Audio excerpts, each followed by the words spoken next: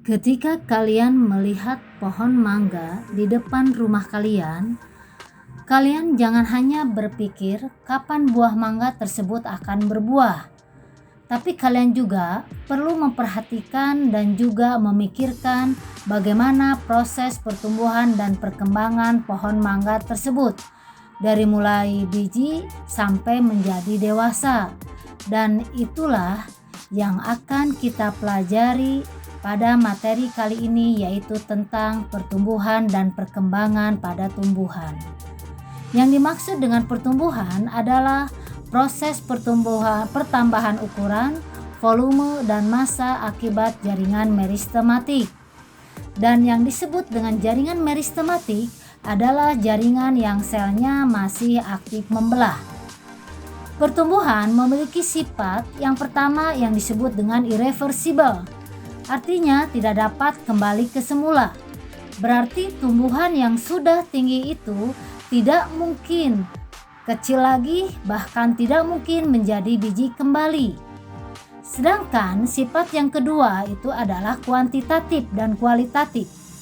Kuantitatif artinya dapat diukur atau dapat dihitung. Mungkin kalian bisa menggunakan penggaris atau menggunakan alat khusus untuk pertumbuhan yang disebut auxanometer. Kemudian kualitatif artinya dapat dideskripsikan.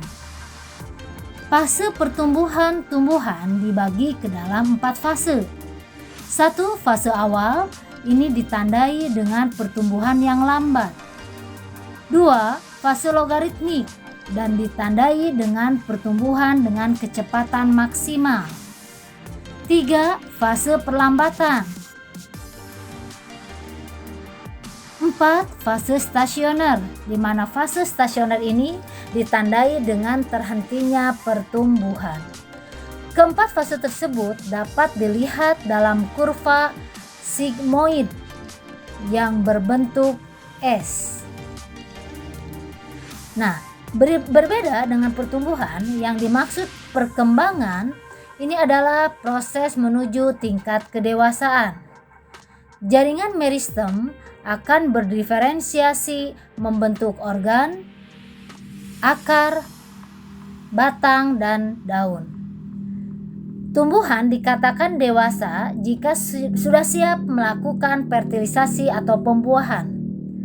Nah, selanjutnya kita perhatikan pada akar penampang melintang berikut. Pada akar dibagi ke dalam beberapa bagian. Yang pertama, yang paling bawah itu adalah kaliptra atau yang disebut dengan tudung akar, di mana tudung akar ini berfungsi pada saat menembus bumi. Di atasnya ada yang disebut meristem apikal atau disebut juga dengan zona pembelahan karena selnya masih aktif membelah. Di atasnya ada juga yang disebut dengan zona pemanjangan atau elongasi, di mana sel mulai berhenti membelah tetapi memiliki ukuran yang panjang. Dan di atasnya ada yang disebut dengan zona diferensiasi, di mana sel mengalami spesialisasi atau diferensiasi baik berdasarkan struktur maupun fungsi. Nah, selanjutnya perhatikan penampang ujung batang berikut. Pada ujung batang terdapat beberapa bagian. Yang pertama ada yang disebut dengan meristem apikal. Kemudian ada daun primordial atau daun muda, dan ada tunas aksilar. Nah, itulah pertumbuhan dan perkembangan pada tumbuhan. Dan selanjutnya nanti kita akan bahas tentang perkecambahan. Terima kasih.